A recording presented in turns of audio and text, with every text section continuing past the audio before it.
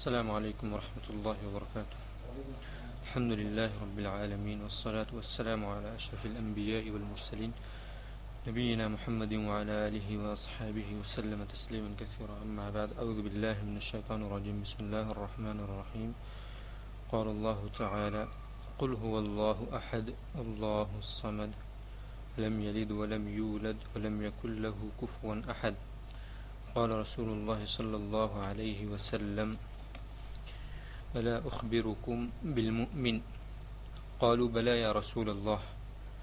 قال من أمنه الناس به على أنفسهم وأموالهم والمسلم من سلم الناس من لسانه ويده والمهاجر من هجر الخطايا والذنوب والمجاهد من جاهد نفسه في طاعة الله.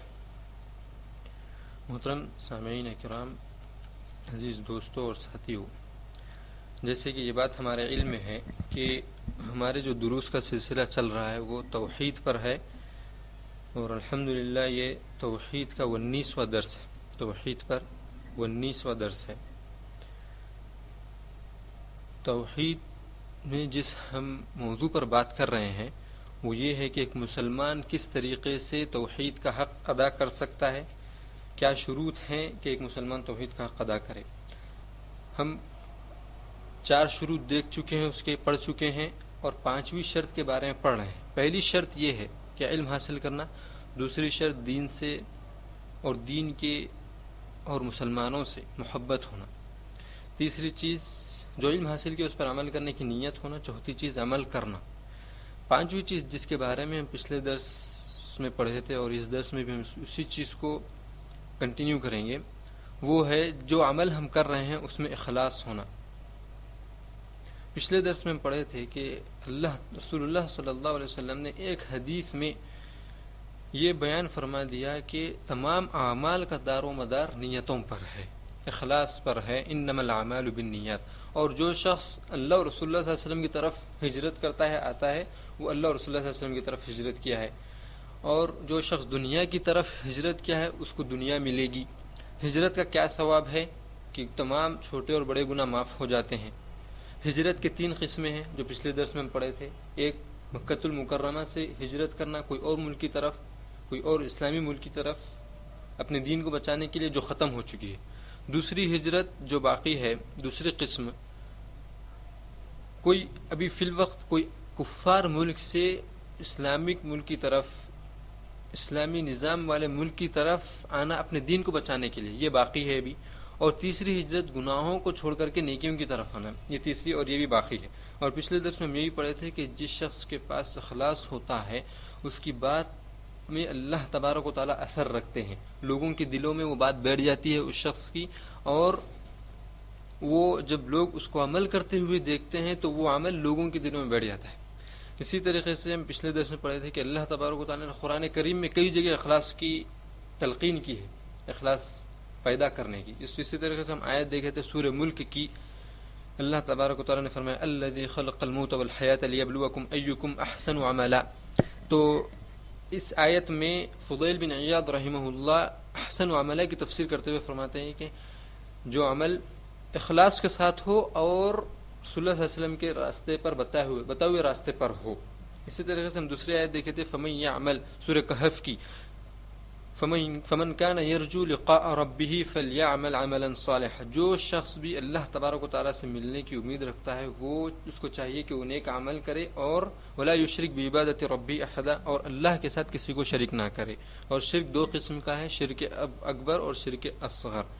اس بات پر ہم اور اس آیت پر ہم پچھلے درس میں رکے تھے. اسی موضوع کو لے کر کے ہم اس درس میں بات کریں گے علمی اور عملی اعتبار سے. پچھلے درس میں ہم ایک حدیث پڑھے تھے جس میں رسول اللہ صلی اللہ علیہ وسلم نے فرمایا تھا لا ہجرت بعد الفتح، کہ فتح مکہ ہونے کے بعد ہجرت ختم ہو چکی ہے.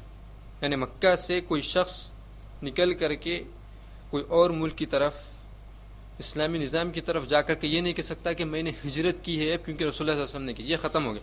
لیکن یہ حدیث لا ہجرت بعد الفتح، یہ حدیث یہیں پر ختم نہیں ہوئی، اس کا اور آدھا حصہ باقی ہے. صلی اللہ علیہ وسلم کی پوری حدیث یہ لا ہجرت بعد الفتح ولکن جہاد ونیہ. اور اس حدیث کے ذریعے سے میں یہ بتلانا چاہتا ہوں، اور اس حدیث میں رسول اللہ صلی اللہ علیہ وسلم یہ بتلانا چاہتے ہیں کہ نیت کے ذریعے سے، اخلاص کے ذریعے سے ہجرت کا ثواب حاصل کیا جاتا ہے. اخلاص کے ذریعے سے ہجرت کا ثواب حاصل کیا جاتا ہے. نیت کے میں دو معنی بتلایا تھا پچھلے، جب ہم پہلے وقت اخلاص کے بارے میں پڑھے تھے، کہ نیت کا ایک معنی ہوتا ہے عبادات میں فرق کرنے والی چیز، اور ایک معنی ہوتا ہے نیت کا اخلاص حاصل کرنا، خالص کسی کے لیے کام کرنا، اللہ تبارک و تعالیٰ کے لیے عبادت کرنا. اس حدیث میں لا ہجرت بعد الفتح، فتح مکہ ہونے کے بعد کوئی ہجرت نہیں ہے. اس کے بعد رسول اللہ صلی اللہ علیہ وسلم نے فرمایا ولیکن جہاد ونیہ، لیکن اگر ہجرت کا کوئی ثواب حاصل کرنا چاہتے ہیں تو جہاد کر کے اور نیت کے ذریعے سے، اخلاص کے ذریعے سے.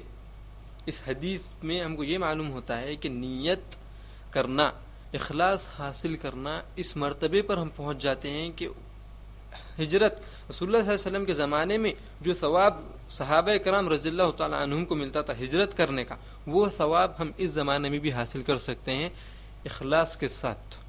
اور یہ حدیث کو آپ اپنے ذہن میں رکھیں ابھی فی الوقت، کیونکہ اس حدیث کی تشریح کرنے کے لیے میں خالصتاً ایک حدیث اور ایک پیش کرنے والا ہوں، جس میں رسول اللہ صلی اللہ علیہ وسلم نے ظاہری طور پر یہ فرما دیا کہ جو مہاجر ہے،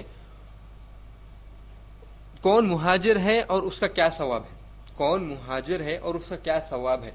صراحتاً رسول اللہ صلی اللہ علیہ وسلم نے آنے والی حدیث میں یہ فرما دیا. اس حدیث کو آپ اپنے فی الوقت اپنے ذہن میں یہ رکھیں کہ ہجرت ختم ہو چکی ہے فتح مکہ کے بعد، لیکن دو طریقے سے حاصل کی جا سکتی ہے، ایک جہاد کے ذریعے سے اور ایک اخلاص کے ذریعے سے. اسی حدیث کو مد نظر رکھتے ہوئے اور ایک حدیث میں آپ کے سامنے پیش کرتا ہوں. یہ حدیث فضالہ ابن عبید رضی اللہ تعالیٰ عنہ سے روایت ہے، صحیح حدیث ہے. رسول اللہ صلی اللہ علیہ وسلم کا ارشاد ہے، وہ فرماتے ہیں کہ رسول اللہ صلی اللہ علیہ وسلم نے فرمایا ہے الا اخبرکم بالمؤمن. اور اس حدیث میں ہم چار چیزوں کا علم حاصل کریں گے. اس حدیث میں انشاءاللہ تعالی چار چیزوں کا علم حاصل کریں گے. سب سے پہلی چیز الا اخبرکم، رسول اللہ صلی اللہ علیہ وسلم صحابہ کرام رضی اللہ تعالیٰ عنہم سے پوچھ رہے ہیں الا اخبرکم بالمؤمن، کیا میں مومن شخص کے بارے میں تم کو نہ بتلاؤں؟ یعنی مومن کون ہوتا ہے اس کے بارے میں کیا تم کو نہ بتلاؤں؟ صحابہ کرام سے رسول اللہ صلی اللہ علیہ وسلم سوال پوچھ رہے ہیں. تو صحابہ کرام رضی اللہ تعالیٰ عنہم کہہ رہے ہیں بلا یا رسول اللہ، کیوں نہیں، ہم تو خواہش مند ہیں اس چیز کے سننے کی کہ مومن کی کیا صفات ہیں. تو رسول اللہ صلی اللہ علیہ وسلم نے فرمایا رسول اللہ علیہ وسلم فرما رہے ہیں کہ مومن کون ہے؟ من امنہ الناس بہ علی انفسہم و اموالہم. مومن وہ شخص ہے جس کو دیکھ کر کے لوگ اپنے جانوں پر اور اپنے مالوں کی حفاظت سمجھے. جس شخص کو دیکھ کر کے لوگ اپنے جانوں پر اور اپنے مال کی حفاظت، یعنی اپنے جانوں پر اور اپنے مال پر خائف نہ ہو. کیا مطلب اس کا؟ اور اس حدیث میں اور اس لفظ میں سمجھنے والی چیز یہ ہے، بہت ہی اہم اور بہت ہی باریکی چیز، کہ رسول اللہ صلی اللہ علیہ وسلم نے کیا فرمایا؟ من امنہ الناس. رسول اللہ علیہ وسلم یہاں پر صفت کس کی بتلا رہے ہیں؟ مومن ہونے کی. اور رسول اللہ علیہ وسلم نے کیا کہا کہ وہ شخص ہی مومن ہے جس سے لوگ اپنے آپ کو محفوظ کریں اپنے جانوں کے ذریعے سے اور اپنے مالوں کے ذریعے سے. امینہ الناس، یہاں پر رسول اللہ صلی اللہ علیہ وسلم نے یہ نہیں کہا کہ وہ شخص مومن ہے جس سے مسلمان محفوظ رہیں. یہاں پر کہا ہے کہ لوگ محفوظ رہیں. یعنی کیا مطلب ہوا اس کا؟ اس میں مسلمان بھی شامل ہیں، کافر بھی شامل ہے، یہود و نصارہ بھی شامل ہے، ہندو بھی شامل ہے، جتنے ادیان کے لوگ ہیں پورے کے پورے اس میں شامل ہیں. کیونکہ رسول اللہ صلی اللہ علیہ وسلم نے ناس، لوگوں کا ذکر کیا ہے، کسی اس مذہب والے کا نام لے کر کے نہیں بتلایا رسول اللہ صلی اللہ علیہ وسلم کہ فلاں مذہب. تو مطلب کیا ہوا کہ جو شخص مسلمانوں کو اگر تکلیف نہیں دیتا ہے ان کے جانوں پر اور ان کے مالوں پر، اگر وہ کافر کو تکلیف دیتا ہے بلا حق، یعنی وہ کافر نے اس کے ساتھ ظلم نہیں کیا ہے، اس پر وہ کافر پر وہ مسلمان ظلم کرتا ہے ناحق، تو پھر وہ مومن نہیں ہے. اس کا مطلب یہ ہے. اس حدیث میں سمجھنے کا مطلب یہ ہے. ہم کیا سمجھتے ہیں کہ مومن وہ ہے جو صرف مسلمانوں کو تکلیف نہ دے، ہمارے ذہنوں میں یہی ہے. لیکن اس حدیث کے ذریعے سے رسول اللہ صلی اللہ علیہ وسلم بتلا رہے ہیں کہ تمام لوگ جس کے ذریعے سے محفوظ ہیں، لوگ کسی مسلمان کو دیکھ کر کے اپنی جانوں کو محفوظ سمجھے اور اپنے مالوں کو محفوظ سمجھے، وہ مومن ہے. یہ ہو گئی صفت. اور اس کے علاوہ کوئی بہت سے اور احادیث میں رسول اللہ صلی اللہ علیہ وسلم نے اور صفات بیان کی ہیں، اور اسی طریقے سے اللہ تبارک و تعالیٰ نے قرآن کریم میں مومن ہونے کے کئی صفات بتلائے ہیں. ابھی فی الوقت ہم اس حدیث پر توجہ دیں گے کہ رسول اللہ صلی اللہ علیہ وسلم نے اس میں کیا کہا کہ مومن کون ہے؟ جس کے ذریعے سے لوگ اپنے مالوں پر اور اپنے جانوں پر حفاظت جان سکیں. یہ ہو گئی سب سے پہلی چیز. تو 4 چیزوں میں اس حدیث میں جو 4 چیزیں سیکھنے کی ہیں، سب سے پہلی چیز ہوئے مومن کون ہے؟ جس کے ذریعے سے لوگ اپنے مالوں اور اپنے جانوں کی حفاظت سمجھیں، اپنے مالوں اور اپنے جانوں پر خائف نہ ہو، ڈرے ہوئے نہ ہو. کسی شخص کو دیکھ کر کے اپنے مال پر ڈرے نہ کہ وہ چوری کر لے گا، یا اپنے نفسوں پر ڈرے نہ کہ وہ مجھے قتل کر دے گا. اگر یہ چیز نہیں ہے تو پھر وہ مومن ہے. ایک چیز، یہ پہلی چیز جو حدیث سے سیکھنے کو ملی. دوسری چیز کیا ہے؟ 4 چیزوں میں سے دوسری چیز رسول اللہ صلی اللہ علیہ وسلم آگے حدیث میں فرماتے ہیں والمسلم من سلم الناس من لسانه ويده. اور رسول اللہ صلی اللہ علیہ وسلم مومن کی ذکر کر دی یہاں پر. اس کے بعد فرمایا کہ اب یہ بھی جان لو کہ مسلمان کون ہے. فرق مومن اور مسلمان میں. اور ایک بات میں یہ بولنے سے پہلے یہ بتلا جاتا ہوں، ہر مسلمان مومن نہیں ہو سکتا ہے، لیکن ہر مومن مسلمان ہو سکتا ہے. بلکہ ہر مومن مسلمان ہوتا ہے، لیکن ہر مسلمان مومن نہیں ہوتا. کیوں؟ کیونکہ آج کے زمانے میں اگر ہماری دنیا میں، ہم جس دنیا میں رہتے ہیں اور ہم جس ماحول میں رہتے ہیں اس میں اگر ہم نظر دوڑائیں گے تو ہم مسلمانوں کو نام کے مسلمان بھی کچھ لوگ کہتے ہیں کہ نام کا مسلمان ہے. کس وجہ سے کہتے ہیں؟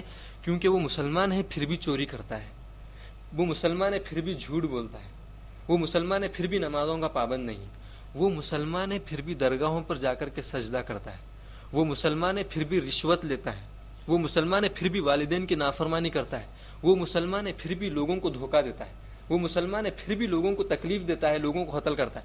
یہ مومن ہوا؟ نہیں ہوا. مسلمان ہوا؟ ہاں ہوا. کیوں؟ کیونکہ اس نے کلمہ توحید پڑھا ہے.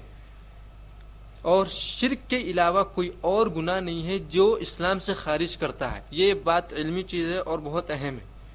شرک کے علاوہ کوئی اور ایسا گناہ نہیں ہے اس دنیا میں جو اسلام سے کسی شخص کو باہر کرتا ہو. اگر وہ شخص شرک کرتا ہے، مزاروں پر جھکتا ہے، اولیاء اللہ کے سامنے جھکتا ہے، یا پھر شرکیہ جتنے افعال ہے وہ کرتا ہے تو وہ اسلام سے خارج ہے. لیکن اس کے علاوہ چاہے وہ کوئی بھی گناہ کرے وہ اسلام سے خارج نہیں ہے. اسلام سے خارج کرنے والی صرف چیز کون سی ہے؟ صرف شرک ہے. اور اس کی دلیل اگر آپ پوچھیں گے تو اللہ تبارک و تعالیٰ نے قرآن کریم میں فرمایا ان اللہ لا یغفر ان یشرک بہ ویغفر ما دون ذلک لمن یشاء. اللہ تبارک و تعالیٰ نے کہا قیامت کے دن شرک کے علاوہ تمام گناہ معاف ہو جائیں گے، اور جس کے پاس شرک ہے وہ کافر کہلاتا ہے. اور کافر کا ٹھکانہ کہاں ہے؟ جہنم ہے. جہنم ہمیشہ کے لیے ہے یا چند دنوں کے لیے؟ کافر کے لیے ہمیشہ کے لیے. تو اس آیت سے ہم کو یہ پتہ چلا ہے کہ کفر، اگر مسلمان جب شرک کرتا ہے تو ہی کفر سے باہر اسلام سے باہر ہوتا ہے، کفر میں داخل ہوتا ہے، کوئی اور گناہ نہیں ہے. اس حدیث میں رسول اللہ صلی اللہ علیہ وسلم نے فرمایا کہ مسلمان کون ہے؟ مسلمان کون ہے؟ اور اس سے پہلے میں یہ بتلا رہا تھا کہ ہر مسلمان مومن نہیں ہو سکتا اور ہر مومن مسلمان ہوتا ہے. مسلمان جیسے کہ کہہ دیا کہ وہ نام کا مسلمان ہوتا ہے، فلاں فلاں برائیاں ہوتی ہیں تو وہ مومن نہیں ہو سکتا. لیکن مومن کون ہوتا ہے؟ جو نماز کا پابند ہوتا ہے، نماز میں خشیت پیدا کرتا ہے. قد افلح المؤمنون الذين هم في صلاتهم خاشعون. اور دوسری جگہ اللہ تعالیٰ نے فرمایا الذين هم على صلاتهم دائمون، کہ وہ نمازوں پر پابندی اختیار کرتے ہیں، ہمیشگی اختیار کرتے ہیں. والذين هم على صلواتهم يحافظون، اپنے نمازوں کی حفاظت کرتے ہیں، وقت پر ادا کرتے ہیں. یہ مومنوں کی صفت بتلاتے ہوئے. اور اس کے بعد مومنوں کی صفت کیا ہے؟ اللہ پر ایمان رکھنا، فرشتوں پر ایمان رکھنا، کتابوں پر ایمان رکھنا جو اللہ تعالیٰ نے نازل کیے، رسولوں پر ایمان رکھنا، قیامت کے دن پر ایمان رکھنا، اور تقدیر کے اچھے اور برے ہونے پر ایمان رکھنا. اس کے علاوہ رسول اللہ صلی اللہ علیہ وسلم یہاں پر مومن کی صفت اس حدیث میں کیا بتلائے کہ جس کے ذریعے سے تمام لوگ، صرف مسلمان نہیں، تمام لوگ اپنے جانوں اور مالوں کو محفوظ سمجھے. تو میں یہ بتلا رہا تھا کہ مومن مسلمان ہوتا ہے لیکن ہر مسلمان مومن نہیں ہوتا ہے. اس میں رسول اللہ صلی اللہ علیہ وسلم مسلم کی صفت بتلاتے ہوئے کہتے ہیں کہ مسلمان کون ہے؟ جس کے ذریعے سے، جس کی زبان، مسلمان کون ہے؟ رسول اللہ صلی اللہ علیہ وسلم کہتے ہیں جس کی زبان اور جس کے ہاتھ سے لوگ محفوظ رہیں. یہ دوسری جو ہے نا چیز ہے ہم کو اس حدیث سے سیکھنے کی. مسلمان کون ہے؟ جس کی زبان اور جن کے ہاتھوں سے، مل لسانہ و یدہ، جس کے ہاتھ سے اور جس کی زبان سے تمام لوگ. اور یہاں اس چیز میں بھی مسلمان کی صفت بتلاتے ہوئے بھی رسول اللہ صلی اللہ علیہ وسلم نے کہا کہ الناس سے مراد تمام لوگ. اگر کوئی مسلمانوں کو اگر تکلیف دے رہا ہے اپنی زبان یا ہاتھ سے تو وہ مسلمان ہوا ہی نہیں. یہ تو اصلی حقیقت ہے. لیکن ہم سمجھتے ہیں کہ صرف مسلمانوں کو ہی زبان سے برا بلا نہیں کہنا ہے، صرف مسلمانوں کو ہی گالی نہیں دینا ہے. مسلمانوں کو گالی دینا گناہ ہے، ہم یہ سمجھتے ہیں. مسلمانوں کو ہی ہاتھ سے تکلیف دینا گناہ ہے، ہم یہ سمجھتے ہیں. بلکہ اگر آپ کافر اور ایسے کافر کو جس نے آپ کے ساتھ کوئی تکلیف نہیں دی، آپ کو کوئی تکلیف نہیں دی، آپ کے اوپر کوئی ظلم نہیں کیا، آپ اس کافر کو اگر اپنی زبان یا اپنے ہاتھوں سے تکلیف دے رہے ہیں پھر بھی آپ مسلمان نہیں ہوئے. اس حدیث میں ہم کو یہ دوسری چیز سیکھنے کو ملی ہے. لیکن ان دو چیزوں کو اب ہم موازنہ دیں گے، کمپیریزن کریں گے، کمپیئر کریں گے اور دیکھیں گے کس طریقے سے مومن اور مسلمان کو مسلم کو کس طریقے سے رسول اللہ صلی اللہ علیہ وسلم نے جوڑا ہے. دیکھیں آپ غور سے سنیں یہ چیز کو، اور بہت ہی باریک نقطہ ہے یہ. رسول اللہ علیہ وسلم نے مومن کی صفت بتلائی کہ مومن وہ ہے جس کو دیکھ کر کے عام لوگ اپنے مالوں اور جانوں کی حفاظت سمجھے، ایک چیز. دوسری چیز مسلمان وہ ہے جس کے ذریعے، جس کے ہاتھ اور جس کی زبان سے لوگ محفوظ رہیں. آدمی زبان سے جب بولتا ہے تو وہ مال کا نقصان ہے یا جان کا نقصان ہے؟ آدمی جب زبان سے کسی کو تکلیف دیتا ہے تو اس سے مال کا نقصان ہوتا ہے کسی شخص کو جس کو وہ بول رہا ہے، یا پھر اس کی نفس کو تکلیف ہوتی ہے، اس کی جان کو تکلیف ہوتی ہے؟ جان کو تکلیف ہوتی ہے. تو جب مسلمان کسی شخص کو اپنی زبان سے تکلیف دے گا تو گویا کہ وہ شخص کے ذریعے سے وہ آدمی اپنے نفس پر حفاظت نہیں رکھ سکتا ہے. اور جب انسان اپنے ہاتھوں سے تکلیف دیتا ہے تو اکثر و بیشتر، ہمیشہ نہیں، اکثر و بیشتر کس چیز کی طرف لوگوں کو نقصان ہوتا ہے؟ جب ہاتھ سے تکلیف دیتا ہے تو مال میں نقصان ہوتا ہے. کیسے؟ اگر مثال کے طور پہ آپ ہاتھ سے مار رہے ہیں تو اس کو جو زخم آتا ہے اس زخم کو صحیح کروانے کے لیے اس کو دواخانہ جانا پڑتا ہے. اور اس دواخانے میں کس چیز کا صرف ہوتا ہے؟ پیسوں کا صرف ہوتا ہے. اگر آپ چوری کرتے ہیں تو اگر آپ پیسے چوری نہیں کیے، صحیح بات ہے، اگر آپ گھر میں جا کر کے لیپ ٹاپ چوری کریں، آپ نہیں مطلب بولنے کا، کوئی مسلمان چوری کرتا ہے تو وہ زبان سے چوری کرتا ہے یا ہاتھ سے چوری کرتا ہے؟ ہاتھ سے چوری کرتا ہے. تو نقصان کس چیز کا ہوا ہے؟ جان کا ہوا ہے یا پیسوں کا ہوا ہے؟ پیسوں کا ہوا ہے. زبان سے تکلیف دینا گویا کہ نفس کو تکلیف دینا کسی شخص کے. اور جو شخص زبان سے تکلیف دیتا ہے وہ نہ مسلمان رہتا ہے نہ مومن رہتا ہے. کیوں؟ کیونکہ مومن کی صفت کیا ہے؟ نفس. لوگ اپنے نفس کو محفوظ سمجھتے ہیں اس شخص سے. جب وہ زبان سے تکلیف دیا تو وہ نہ مسلمان رہا کیونکہ اس زبان سے محفوظ نہیں رہے لوگ، اور لوگ اپنے نفس کی حفاظت بھی نہیں سمجھتے ہیں اس شخص سے. اس زمانے میں ہم جس ماحول میں رہ رہے ہیں، اس زمانے میں جب ہم لوگوں کو ایک دوسرے پر گالی دیتے ہوئے یا پھر ایک دوسرے کو برا بھلا کہتے ہوئے ہم بہت دیکھتے ہیں اس زمانے میں، اور چھوٹی چھوٹی چیزوں میں ایک دوسرے کو لڑتے ہوئے دیکھتے ہیں، ایک دوسرے کو لڑتے ہوئے. اگر آپ کی زبان سے ایسی چیز نکل گئی لڑتے ہوئے، اور یہ ہر ایک شخص سے ہوتا ہے، اللہ تعالی ہم کو محفوظ رکھے کہ ہم دوسروں کو اپنی زبان سے تکلیف نہ دیں. اگر لڑتے ہوئے کسی شخص، اگر چاہے وہ مسلمان ہی کیوں نہ ہو، جس کو وہ تکلیف، جس سے وہ لڑ رہا ہے، اگر وہ کافر ہی کیوں نہ ہو، اگر آپ کی زبان سے ایسی چیز نکل گئی، ایسا لفظ نکل گیا جس کے ذریعے سے اس کے نفس کو تکلیف پہنچی ہے، تو پھر آپ مسلمان نہیں رہے. کب تک مسلمان نہیں ہوں گے آپ؟ جب تک کہ آپ اس سے معافی نہیں مانگیں. آپ معافی مانگ لیے اور وہ معاف کر دیا تو پھر آپ کا وہ گناہ ختم ہو چکا ہے. لیکن وہ لڑائی ہونے کے بعد آپ الگ ہو گئے، آپ کے دل میں الگ خلیج رہی، اور وہ جو جس شخص سے آپ لڑے ہیں اس کے دل میں الگ خلش رہی، تو پھر وہ گناہ آپ کا ختم نہیں ہوا ہے، الا یہ کہ اللہ تبارک و تعالیٰ آپ کو اپنی رحمت سے معاف کرے۔ تو اس حدیث میں سب سے پہلی چیز میں یہ بتلانا چاہ رہا ہوں کہ مسلمان جب کسی شخص کو اپنی زبان سے تکلیف دیتا ہے تو وہ مومن بھی نہیں رہا۔ دوسری چیز، جب آپ اپنے ہاتھ سے تکلیف دیتے ہیں کسی کو تو آپ مسلمان نہیں رہے اس حدیث میں۔ اور اس سے پہلے کیا گزرا، جو شخص اپنے مال کی حفاظت نہیں سمجھتا دوسرے مسلمان سے تو وہ مومن نہیں رہا۔ اس کا مطلب یہ ہوا، ان دو چیزوں کا بتلانے کا مطلب یہ ہوا کہ جو شخص مسلمان اور مومن ہونا چاہتا ہے، مسلمان بھی ہونا چاہتا ہے اور مومن بھی ہونا چاہتا ہے، وہ اپنی زبان سے کسی کو تکلیف نہ دے اور اپنے ہاتھوں سے کسی کو تکلیف نہ دے، نہ کسی کو نفسیاتی تکلیف دے نہ کسی کو مالی تکلیف دے۔ یہ دو چیزیں ہوئی ہیں اس حدیث سے ہم کو سیکھنے کو ملی کہ مومن کون ہے اور مسلم کون ہے۔ تیسری چیز رسول اللہ صلی اللہ علیہ وسلم آگے فرماتے ہیں والمہاجر، اور یہ حدیث اور یہ جو ہمارا جو موضوع چل رہا ہے کہ مہاجر ہجرت کرنے والا شخص کون ہے، جو پہلے میں درس کے شروع میں بتلایا تھا، اس حدیث میں یہ پوائنٹ اب آ رہا ہے، والمہاجر من ہجر الخطایا والذنوب۔ اور اس چیز کا ہم سب کو بہت ہی زیادہ ضرورت ہے، اس چیز کو اپنانے کی ہم کو بہت ضرورت ہے۔ کیا ہے وہ چیز؟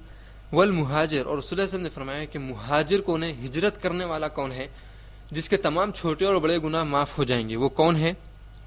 من ہجر الخطایا والذنوب، جس نے گناہوں کو اور غلطیوں کو چھوڑ دیا۔ کیا مطلب؟ جو گناہوں کو چھوڑ کر کے نیکیوں کی طرف آیا، جو غلطیوں کو چھوڑ کر کے اچھائیوں کی طرف آیا، جو برائی کو چھوڑ کر کے اچھائی کی طرف آیا، وہ ہے اصل مہاجر۔ اور اس کا پچھلے درس میں بتلایا تھا کہ جو شخص گناہوں کو چھوڑ دیتا ہے، اللہ سے سچی توبہ کرتا ہے، اور توبہ کرنے کے 4 شروط ہیں۔ اگر آپ چاہتے ہیں کہ اللہ تبارک و تعالیٰ آپ کے تمام گناہ معاف فرما دے تو اس کے 4 شرطیں ہیں۔ سب سے پہلی شرط، آپ کو ندامت ہونا کہ میں نے گناہ کیا ہے حقیقتاً، اور سب سے پہلا رکن توبہ قبول ہونے کا سب سے پہلا رکن ہے ندامت۔ آپ نادم ہونا کہ میں نے گناہ کیا ہے، اللہ کے حضور نادم ہونا، پہلی شرط۔ دوسری شرط، اللہ تبارک و تعالیٰ کے سامنے آپ مغفرت طلب کرنا، آپ اللہ تبارک و تعالیٰ سے مانگنا، بولنا کہ اے اللہ میرے گناہوں کو معاف فرما دے۔ تیسری شرط، آپ اگلی بار وہ گناہ نہیں کرنے کا پختہ عزم کرنا، اگلی بار میں وہ گناہ نہیں کروں گا، اس کا پختہ عزم کرنا۔ سب سے پہلی شرط آپ کو ندامت ہونا، اس کے بعد اللہ تعالیٰ کے سامنے جا کر کے آپ مغفرت طلب کرنا۔ تیسری شرط، آپ اس گناہ کی طرف نہیں لوٹنے کا عزم کرنا۔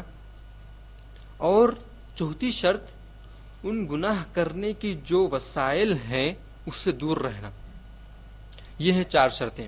تو توبہ رسول اللہ صلی اللہ علیہ وسلم اس حدیث میں فرما رہے ہیں کہ مہاجر وہ ہے جو اپنے گناہوں کو چھوڑ کر کے نیکیوں کی طرف آتا ہے۔ جب آپ اپنے گناہوں کو چھوڑ دیے ہیں، اللہ کے حضور توبہ کیے ہیں سچے دل سے، تو پھر آپ اسی طریقے سے ہو گئے ہیں جس طریقے سے کوئی شخص جب اس دنیا میں پیدا ہوتا ہے تو اس کے نام اعمال میں کوئی گناہ نہیں ہوتا ہے، اسی طریقے سے آپ کے نام اعمال میں کوئی گناہ نہیں رہتا ہے۔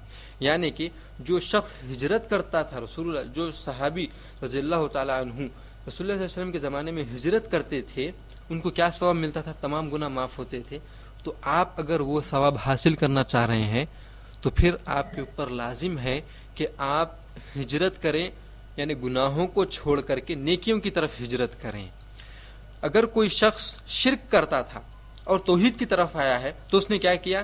شرک سے توحید کی طرف ہجرت کی ہے، تو اس کے تمام گناہ معاف ہو گئے۔ اگر کوئی شخص نمازوں کا پابند نہیں تھا اور پھر نمازوں کا پابند ہو گیا تو اس نے کیا کیا؟ نمازوں کو چھوڑ دیا۔ نماز جو گناہ ہے اس کی طرف سے نماز پڑھنے کی طرف اس نے ہجرت کی ہے۔ نماز پڑھنے کا جب وہ عادی ہو گیا، جب وہ پابند ہو گیا تو اس نے کیا کیا کہ ہجرت کی. کہاں سے؟ گناہ سے نیکی کی طرف ہجرت کی. اگر کوئی شخص پیسے رکھتے ہوئے حج نہیں کرتا تھا تو وہ گنہگار تھا، لیکن جب وہ حج کیا تو اس نے ہجرت کی، گناہ چھوڑ کر کے کہ نیکی کی طرف اس نے ہجرت کی ہے. 3 چیز. اسی طریقے سے جتنے گناہ ہیں، اگر کوئی شخص والدین کا نافرمان تھا، والدین کی نافرمانی کرتا تھا، لیکن اس نے والدین کا فرما بردار ہو گیا ہے، تو اس نے کیا کیا ہے؟ وہ گناہ چھوڑ کر کے نیکی کی طرف ہجرت کی ہے. اگر کوئی شخص اللہ پر ایمان نہیں رکھتا تھا اور پھر بعد میں ایمان لایا تو اس نے کیا کیا ہے؟ ایمان لا کر کے اللہ اور رسول اللہ صلی اللہ علیہ وسلم کی طرف ہجرت کی ہے. بتلانے کا مقصد یہ ہے کہ گناہوں کو چھوڑ کر کے نیکیوں کی طرف آنا، ہجرت کرنا ہے، اور ہجرت کا ثواب ہے تمام گناہ معاف ہو جاتے ہیں، چھوٹے اور بڑے.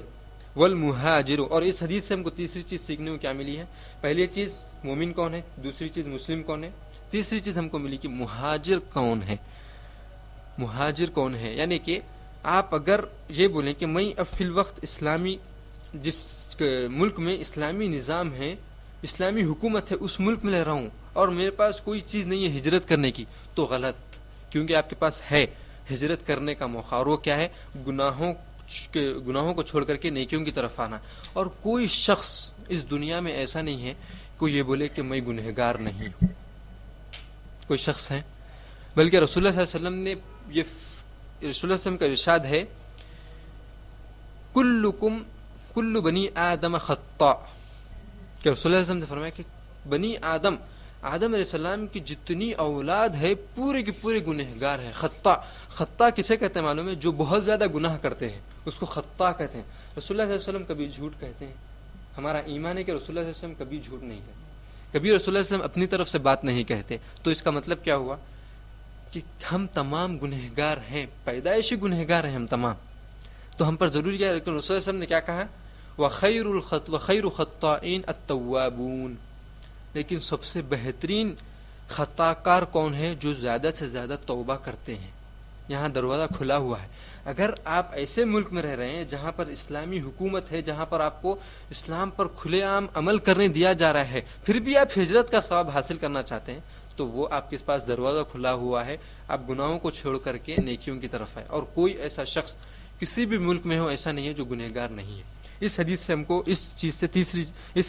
کو تیسری چیز یہ معلوم ہوئی کہ مہاجر وہ ہے جو اپنے گناہوں کو چھوڑ کر کے نیکیوں کی طرف آئے. چوتھی چیز، اور یہ بھی بہت اہم ہے اور ہم کو اپنانے کی بہت ضرورت ہے، چوتھی چیز، اور وہ کیا ہے؟ رسول اللہ صلی اللہ علیہ وسلم نے فرمایا، اور یہ آخری بات میں کہہ رہا ہوں اس درس کی، اس نقطے کو بتلا کر کے، اس حدیث کے اس ٹکڑے کو بتلا کر کے میں اپنی بات کو ختم کرتا ہوں. رسول اللہ صلی اللہ علیہ وسلم اسی حدیث میں آگے فرماتے ہیں، والمجاہد من جاہد نفسہ فی طاعت اللہ.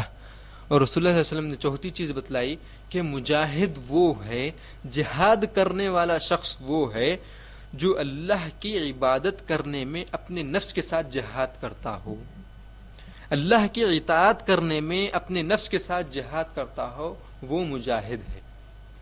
جہاد کا اصل مطلب کیا ہے؟ اگر آپ لغت کے حساب سے اور اصطلاحی لحاظ سے اگر آپ بات کریں گے تو لغت میں جہاد کسے کہتے ہیں؟ جہاد کہتے ہیں محنت کرنے کو. انسان جب محنت کرتا ہے تو اس کو مجتہد کہتے ہیں. جو طالب علم محنت سے پڑھتا ہے اس کو کہتے ہیں مجتہد، محنتی، اجتہاد کرنے والا. آپ لوگ سنے ہوں گے کہ علماء کو کہتے ہیں کہ یہ اجتہاد کیے ہیں اس معاملے میں، اس اسلامی حکم میں، اس معاملے میں نکاح کا معاملہ ہے مثال کے طور پہ، یا طلاق کا معاملہ ہے، تو کہتے ہیں کہ فلاں عالم نے، ابو حنیفہ رحمہ اللہ نے، امام مالک رحمہ اللہ نے، فلاں عالم نے اس حدیث پر اور اس معاملے پر اجتہاد کیا ہے. کیا مطلب اجتہاد کیا ہے؟ محنت کیا ہے کہ اس معاملے میں، اس حکم میں ہم کیا چیز کر سکتے ہیں اور کیا نہیں کر سکتے. اس چیز میں محنت کی ہے، اس کو کہتے ہیں اجتہاد. اجتہاد کہتے ہیں. تو اصل مطلب جہاد کا یہ ہوتا ہے کہ محنت کرنا. اس حدیث میں رسول اللہ صلی اللہ علیہ وسلم کہہ رہے ہیں کہ مجاہد وہ ہے جو اپنے نفس کے ساتھ جہاد کرے. کس چیز میں جہاد کرے؟ آفس کے لیے اٹھنے میں نہیں، یا پھر لہو و لعب میں اپنا ٹائم ویسٹ کرنے میں نہیں، یا پھر ٹی وی دیکھنے میں اپنے نفس کے لیے محنت کرنا نہیں، بلکہ رسول اللہ صلی اللہ علیہ وسلم نے کہا کہ جو شخص اللہ کی اطاعت میں، اللہ کی فرما برداری میں اپنے نفس کے ساتھ جہاد کرتا ہے وہ شخص مجاہد ہے۔ آپ کئی مثالیں میں دے سکتا ہوں اس میں، لیکن آپ کے سامنے کچھ مثالیں میں رکھنے کی کوشش کرتا ہوں۔ مثال کے طور پہ فجر کی نماز ہے، فجر کی نماز کے لیے ہم کو کیا کرنا پڑتا ہے؟ فجر کی نماز اگر ہم کو جماعت کے ساتھ پڑھنا ہے تو ہم کو کیا کرنا ہے؟ محنت کرنا ہے۔ کس چیز کے ساتھ محنت کرنا ہے؟ نفس کے ساتھ۔ کیوں؟ اس وقت ہمارا نفس نہیں چاہتا کہ نیند سے اٹھیں، وہ گرم بسترا چھوڑیں، ٹھنڈے پانی سے وضو کریں اور پھر باہر پوری دنیا سو رہی ہے آرام سے، اور ہمارا نفس کہتا ہے کہ تم بھی سو جاؤ۔ نفس یہ نہیں چاہتا کہ اٹھیں، جا کر کے وضو کریں، باہر جائیں، اکیلے جا کر کے تھوڑے لوگوں کے ساتھ نماز ادا کریں، پھر آئیں اور تمام دنیا مست سو رہی ہے، اپنے خوابوں میں ہے، اور میں اٹھ کر کے تکلیف اٹھا کر کے جا رہا ہوں۔ یہ جو ہے یہی ہے نفس کے ساتھ جہاد کرنا۔ اگر آپ اپنے نفس کے ساتھ جہاد کرنا چاہتے ہیں تو فجر کی نماز کو ٹائم پر 7 بجے اٹھ کر کے نہیں، 8 بجے اٹھ کر کے آفس کے وقت پر 2 رکعت مار لیے۔ رسول اللہ صلی اللہ علیہ وسلم نے اس کی مثال دی ہے کہ جو شخص جلدی جلدی نماز پڑھتا ہے، اس کی مثال رسول اللہ علیہ وسلم نے کی ہے کہ وہ کوے کی طرح چونچ مارتا ہے۔ کوا جب چونچ مارتا ہے تو ڈر کے جو ہے نا اپنا رزق اٹھاتا ہے اپنی زمین سے، یوں مارتا ہے اپنی چونچ کو اور رزق لیتا ہے اور دوسری طرف دیکھتا ہے۔ کیوں؟ کیونکہ اس کو ڈر رہتا ہے کہ کوئی آ کر کے مجھے پکڑ لیں گے، کوئی شکار کریں گے، تو وہ جلد سے جلد اپنی چونچ مارتا ہے زمین پر اپنے رزق حاصل کرنے کے لیے۔ جو شخص ٹائم پر نماز نہیں پڑھتا نا، ٹائم جانے کے بعد جو شخص نماز پڑھتا ہے وہ شخص بھی اسی طریقے سے کرتا ہے۔ اس کا ذہن کہیں اور رہتا ہے اور نماز وہ پڑھتا ہے صرف اپنے دل کی تسلی کے لیے، اللہ کو راضی کرنے کے لیے نہیں، اپنی دل کی تسلی میں پڑھ لیا۔ بتلانے کا مقصد یہاں پر یہ ہے کہ جو شخص نماز کے لیے فجر کی خاص طور پہ مثال دے رہا ہوں کہ فجر کی نماز کے لیے جب آپ اپنے نفس کو راضی کریں گے، وہ نہیں ماننے پر بھی آپ اٹھائیں گے، وہ ہے جہاد کرنا نفس کے ساتھ۔ اسی طریقے سے اور ایک مثال آپ لے لیجئے، والدین کی اطاعت کرنا۔ جب ہم بڑے ہو جاتے ہیں، یہ عمر کو جب ہم پہنچ جاتے ہیں تو اللہ تعالی ہم کو قوت دیتا ہے، اللہ تعالی ہم کو سمجھ دیتا ہے، اللہ تعالی ہم کو نالج دیا ہے، علم دیا ہے، اور اللہ تعالی ہم کو کمانے کا ذریعہ بھی دے دیا ہے۔ تو اس کا مطلب کیا ہوا کہ ہمارے ذہن میں شیطان یہ ڈالتا ہے کہ اب ہمارے کو والدین کی کوئی ضرورت نہیں ہے۔ کیوں؟ کیونکہ میں اب انڈیپینڈنٹ ہو گیا ہوں، میں اب والد کے پیسوں پر نہیں جی رہا ہوں، مجھے والد کی یا والدین کی کوئی ضرورت نہیں ہے۔ یہ شیطان ہمارے ذہنوں میں ڈالتا ہے جب ہم یہ عمر کو پہنچ جاتے ہیں، جب ہمارے قدموں پہ ہم ٹھہر جاتے ہیں، وہ ملک چھوڑ کر کے ہم جب یہاں آ کر کے اکیلے رہنا شروع کرتے ہیں یا پھر کوئی اور ملک کو چلے جاتے ہیں، تو شیطان یہ بولتا ہے کہ تم تو اب اپنے قدموں پر ٹھہرنے کے لائق ہو گئے، لہٰذا تم کو اپنے والدین کو فون کرنے کی ضرورت نہیں ہے، لہٰذا تم کو اپنے والدین کے بارے میں پوچھنے کی ضرورت نہیں ہے، لہٰذا اپنے والدین کو چھوڑ دو، وہ اب ان کی عمر ہو چکی ہے، اب تمہاری عمر ہے کام کرنے کی اور کمانے کی۔ یہ شیطان کا سب سے بڑا دھوکہ ہے ہر انسان کے ساتھ، مسلمان ہی نہیں بلکہ ہر انسان کے ساتھ۔ اور جو شخص کو اللہ تبارک و تعالی کمانے کا ذریعہ دے، سمجھ دے، عقل دے، لیکن پھر بھی وہ والدین کے ساتھ اگر حسن سلوک نہ کرے تو پھر اس کا دنیا میں اور آخرت میں دونوں جگہ وہ خسارہ اٹھانے والا ہے۔ ظاہری طور پر وہ اچھا دکھے گا لیکن اندرونی طور پر ہلو اللہ تبارک و تعالیٰ اس کو تباہ کر دیں گے اگر وہ والدین کے ساتھ نیک سلوک نہیں کرے گا۔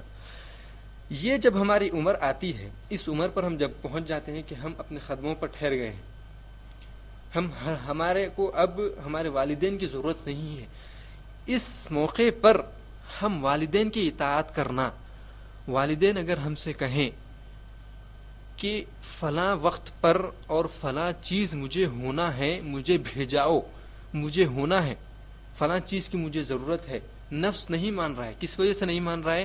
کیونکہ والدین تو بہت دور ہے، ہم کسی بھی بہانے سے ان کو ٹال سکتے ہیں، نفس نہیں مان رہا، لیکن نفس کے ساتھ جہاد کرتے ہوئے اگر ہم والدین کی اطاعت کریں گے تو وہ اطاعت یہاں پر مقصود ہے، وہ جہاد یہاں پر مقصود ہے۔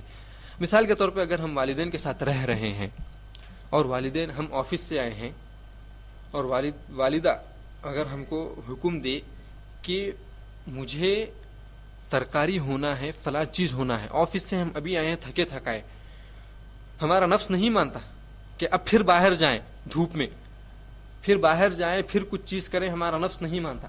اگر والدہ حکم دے تو ہم پر فرض ہے, چاہے آپ کچھ بھی کریں فرض ہے. فرض جس طریقے سے نماز فرض ہے, نماز نہیں پڑھنے پر کبیرہ گناہ ہے, اسی طریقے سے فرض ہے کہ ہم والدہ کی بات مان کر کے اپنے نفس کے ساتھ جہاد کر کے جائیں باہر اور جا کر کے لے کر کے آئیں. جو بھی چیز کی انہوں نے گزارش کی ہے یا کوئی بھی چیز انہوں نے طلب کی ہے, یہ مقصود ہے اس حدیث میں جہاد کے ساتھ نفس کے ساتھ جہاد کرنا, اپنے نفس کو اللہ تبارک و تعالیٰ کی اور رسول اللہ صلی اللہ علیہ وسلم کی اطاعت میں لگانا. اور اس کے علاوہ کئی اور چیزیں, کئی بہت سی مثالیں ہیں, لیکن میں ان 2 مثالوں پر اکتفا کرتا ہوں. اسی طریقے سے ایک آخری بات بول دیتا ہوں کہ اگر ہم آفس سے آئیں, اور یہ بہت ہی اہم سبق ہے ہمارے لیے, ایک طرف والدہ کا حکم ہوتا ہے تو ہم نہیں مانتے ہیں تھکن کی وجہ سے, اور دوسری طرف ہماری بیوی کا حکم ہوتا ہے تو ہم فوری مانتے ہیں. کیوں؟ کہا جاتا ہے کہ بچے کا پاؤڈر ختم ہو گیا ہے, بچے کا پاؤڈر ہونا ہے, تو ہم گھر میں بیگ بھی نہیں رکھتے, بیگ بھی ہم بیوی کو دے دے کے باہر نکل جاتے. کس وجہ سے؟ بچے کی وجہ سے. اور کیا یہ ایسا کرنے سے میں گنہگار ہوں؟ نہیں, آپ کے اوپر فرض ہے آپ کے بچے کا حکم ماننا, لیکن اس سے بڑھ کر کے فرض ہے آپ کو اپنے والدین کا حکم ماننا. آپ جب اپنے بیوی کا حکم مان رہے ہیں تو کیا بیوی کا درجہ بڑھ کر ہے ماں سے؟ کس کا درجہ بڑھ کر کے؟ ماں کا درجہ بڑھ کر ہے یا پھر بیوی کا درجہ بڑھ کر کے؟ ماں کا درجہ بڑھ کر کے. اور ماں کی اطاعت بیوی کی اطاعت سے پہلے ہونا چاہیے, صحیح چیزوں میں, جو چیز صحیح ہے ان چیزوں میں. بتلانے کا مقصد یہاں پر یہ ہے کہ اپنے نفس کے ساتھ جہاد کرنے کا مطلب اچھی چیزوں میں اللہ کی اطاعت میں اور رسول اللہ صلی اللہ علیہ وسلم کی فرما برداری میں اور رسول اللہ تعالیٰ کی فرما برداری میں اور رسول اللہ علیہ وسلم کا حکم مانتے ہوئے اپنے نفس کو ان چیزوں پر متفق کرنا اور ان چیزوں کو اپنے نفس کے ساتھ کرنا, یہ مقصود ہے اس حدیث سے. تو یہ حدیث فضالہ ابن عبید رضی اللہ تعالیٰ عنہ سے روایت ہے, اور اس حدیث میں ہم کو 4 چیزیں سیکھنے کو ملی ہیں کہ مومن کون ہے, اور مسلم کون ہے, اور مہاجر ہجرت کرنے والا کون ہے, اور مجاہد کون ہے. میں خاص طور پر 2 چیزوں کے بارے میں بتلاؤں گا, اور اس درس کا خلاصہ میں کہتا ہوں, اس درس کا خلاصہ یہی ہے کہ جو شخص ہجرت کا ثواب حاصل کرنا چاہتا ہے وہ گناہوں کو چھوڑ کر کے نیکیوں کی طرف آ جائے. اور دوسری چیز اس درس کا خلاصہ, جو شخص جہاد کی فضیلت حاصل کرنا چاہتا ہے وہ اپنے نفس کے ساتھ جہاد کرے اللہ کی اطاعت میں. اسی بات پر میں اپنی بات کو ختم کرتا ہوں. اللہ تعالیٰ سے دعا ہے کہ اللہ یہاں پر جو بھی کہا اور سنا گیا اس پر ہم کو عمل کرنے کی توفیق عطا فرمائے. یا اللہ یہاں پر جو بھی کہا اور سنا گیا اس پر ہم کو عمل کرنے کی توفیق عطا فرمائے. یا اللہ یہاں پر جو بھی کہا گیا اور سنا گیا اس پر ہم کو عمل کرنے کی توفیق عطا فرمائے. یا اللہ جو یہاں پر ہم علم حاصل کیے ہیں اس کو ہمارے دلوں میں محفوظ کر دیجیے. یا اللہ جو علم ہم یہاں پر حاصل کیے ہیں اس کو ہمارے دلوں میں محفوظ کر دیجیے. یا اللہ یہاں پر جتنے حضرات موجود ہیں ان سب کے چھوٹے اور بڑے گناہوں کو معاف فرما دیجیے. یا اللہ یہاں پر جتنے حضرات موجود ہیں ان کی ہر پریشانی کو دور کر دیجیے. یا اللہ ان کی ہر مشکلات کو آسان کر دیجیے. یا اللہ جتنے حضرات یہاں موجود ہیں اپنا قیمتی وقت نکال کر کے آپ کے دین کا علم حاصل کرنے کے لیے آئے تھے, یا اللہ ان کے اٹھنے سے پہلے ان کی ہر پریشانی اور ہر چھوٹے اور بڑے گناہ کو معاف فرما دیجیے. ان کی ہر پریشانی کو دور کر دیجیے, ان کی ہر مشکل کو آسان کر دیجیے. یا اللہ ان کے گھروں میں اگر کوئی مشکل ہے تو اللہ ان کی مشکلوں کو دور کر دیجیے. یا اللہ جتنے مسلمانوں کا انتقال ہو چکا ہے اور جو اس دنیا میں سب کے چھوٹے اور بڑے گناہوں کو معاف فرما دیجیے. یا اللہ جتنے مسلمان توحید پر ہیں ان کو مرتے دن تک توحید پر ثابت قدم رکھیے. یا اللہ جتنے مسلمان شرک جیسے دلدل میں پھنسے ہوئے ہیں ان کو توحید جیسی نعمت سے مال فرمائیے. یا اللہ ہم کو جب بھی موت دیجیے اللہ اسلام پر اور توحید پر موت دیجیے. یا اللہ ہم کو جب بھی موت دیجیے اللہ اسلام اور توحید پر موت دیجیے. یا اللہ ہم کو جب بھی موت دیجیے اللہ اسلام اور توحید پر موت دیجیے. ربنا آتنا في الدنيا حسنة وفي الآخرة حسنة وقنا عذاب النار وآخر دعوانا الحمد لله رب العالمين. صلى الله وسلم على نبينا محمد وعلى آله وصحبه وسلم.